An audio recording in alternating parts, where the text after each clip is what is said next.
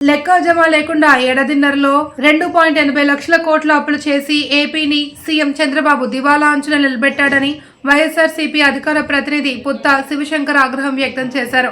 తాడేపల్లిలోని పార్టీ కేంద్ర కార్యాలయంలో ఆయన మీడియాతో మాట్లాడుతూ కూటమి అధికారంలోకి వచ్చాక ఏ ఒక్క సంక్షేమ పథకం అమలు చేయకపోయినా, రాష్ట్రంలో అభివృద్ధి ఆనవాళ్లు కూడా కనిపించకపోయినా అప్పులు మాత్రం 2.80 లక్షల కోట్లకు చేరుకున్నాయని వివరించారు. కూటమి ప్రభుత్వం చేస్తున్న అప్పులకు లెక్కలుంటే చూపించాలి అని డిమాండ్ చేశారు.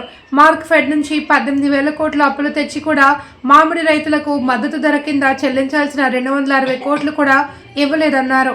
చంద్రబాబు అప్పుల ద్వారా తెస్తున్న డబ్బంతా ఆయన బినామీల జేబుల్లోకే చేరుతుంది అని, అప్పులు తెచ్చిన డబ్బుతో చంద్రబాబు, పవన్ కళ్యాణ్, లోకేష్లు ప్రత్యేక విమానాల్లో తిరుగుతూ జల్సాలు చేస్తున్నారని ఆగ్రహం వ్యక్తం చేశారు.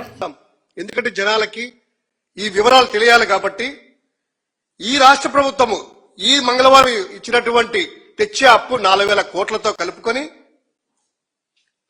2,50,000 కోట్ల రూపాయలు అవుతుంది. బడ్జెట్ సంబంధించినటువంటి అప్పులు 1,58,880 కోట్ల రూపాయలు.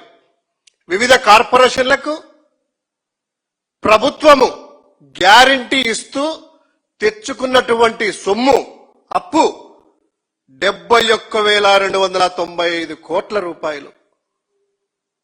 సెల్ఫ్ ఫైనాన్సింగ్ ప్రాజెక్ట్ అని, అమరావతికి ఒక్క రూపాయి కూడా అవసరం లేదని పదే పదే చెప్పినటువంటి ఈ మేధావులు, సంపద సృష్టిస్తా అని చెప్పిన మహామేధావి సంపదను తిరోగమనంలో పెట్టి